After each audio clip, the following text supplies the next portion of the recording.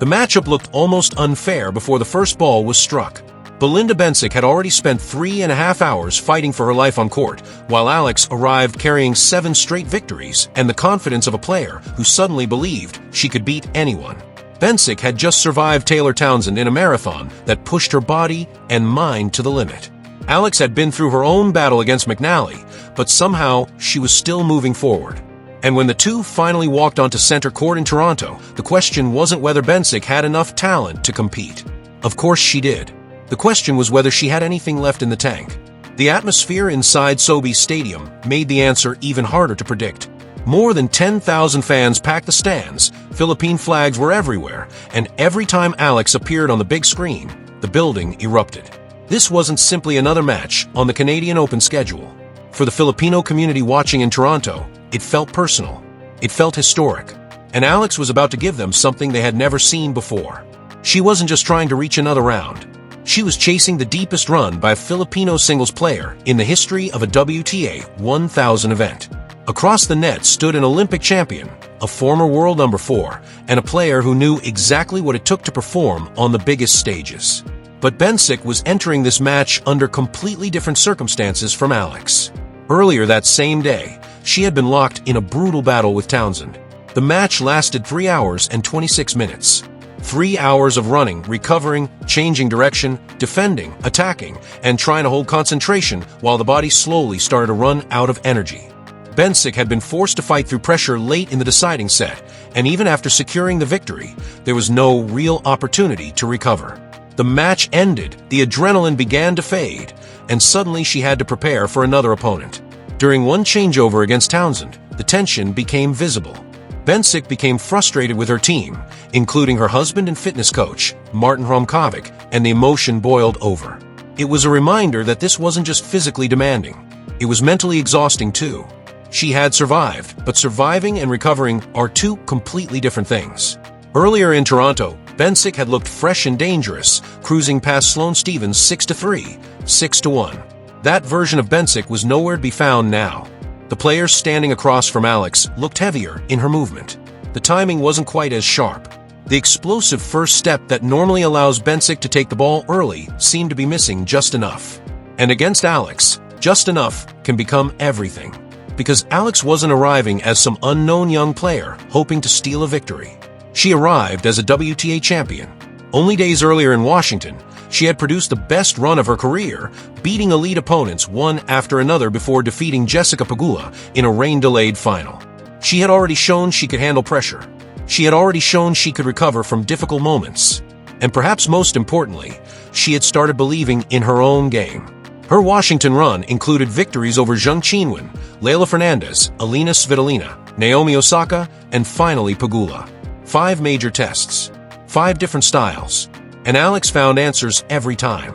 Then came Toronto.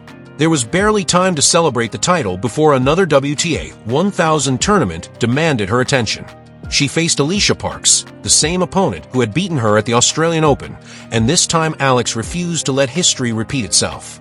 She fought through 3 sets and took the revenge she had been waiting for. Then came McNally, another completely different challenge. Alex led, rolled her ankle, needed treatment, lost control of the second set, and still found a way to finish the job in the decider.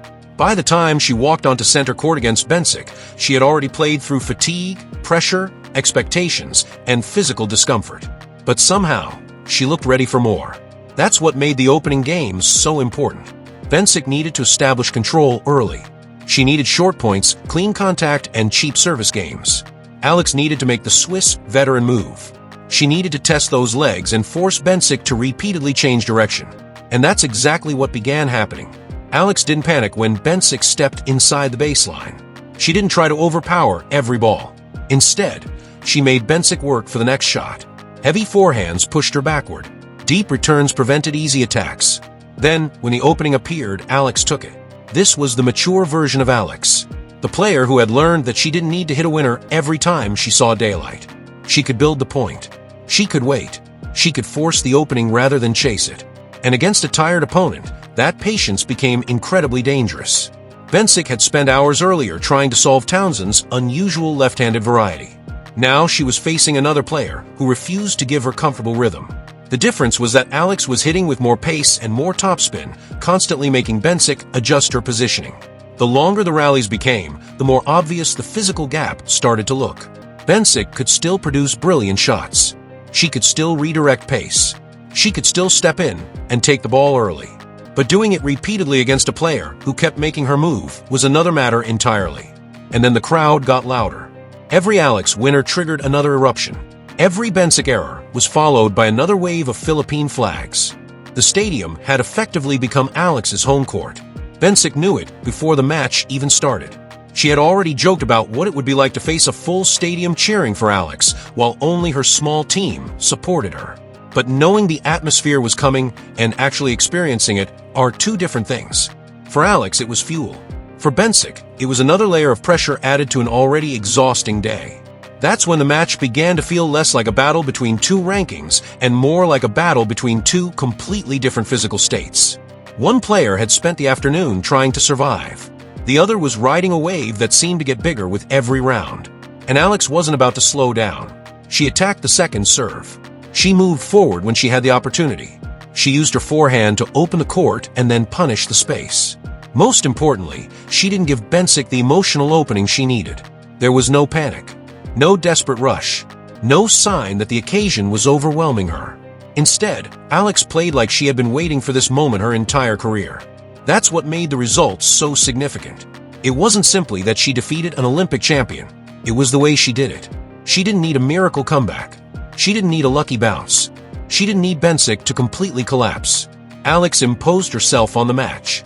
She took advantage of the physical opportunity in front of her, but she still had to execute. And she did. Point after point, game after game, the 21-year-old from Quezon City looked more comfortable, while the veteran across the net looked increasingly drained. The Philippine flags kept waving. The chants kept getting louder. And eventually, the scoreboard told the story. Alex had reached the quarterfinals of a WTA 1000 event for the first time. A Filipino player had broken through into territory that had never been reached before. But the biggest takeaway wasn't even the round she reached. It was the manner of the victory. Alex had just beaten an Olympic gold medalist after winning a WTA title, after avenging an Australian Open defeat, after surviving an ankle injury, and after playing 7 consecutive matches without losing. That is no longer a hot streak that can simply be explained away. That's a player building something. And somewhere in Toronto, another part of the tennis world had to be paying attention. Because Alex had gone from promising prospect to WTA champion in Washington, and now she was into the quarterfinals of a WTA 1000 event.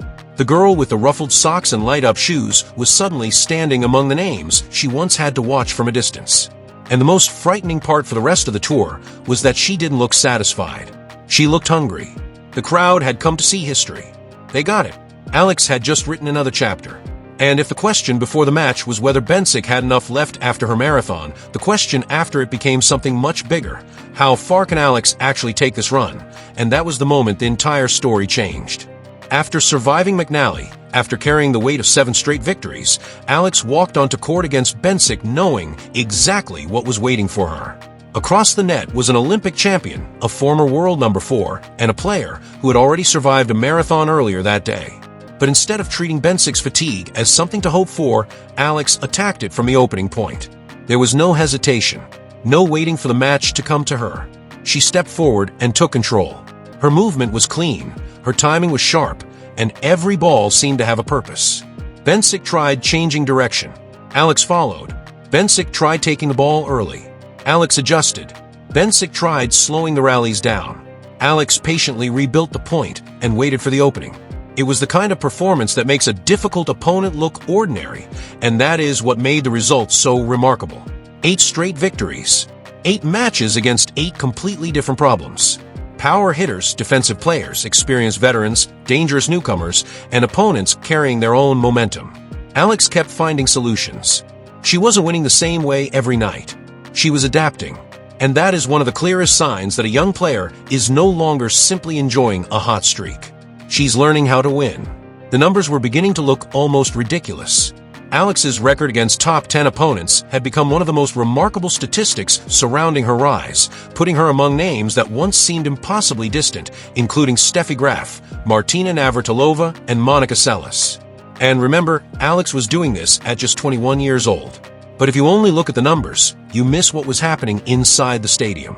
Because Toronto had become something much bigger than a tennis tournament.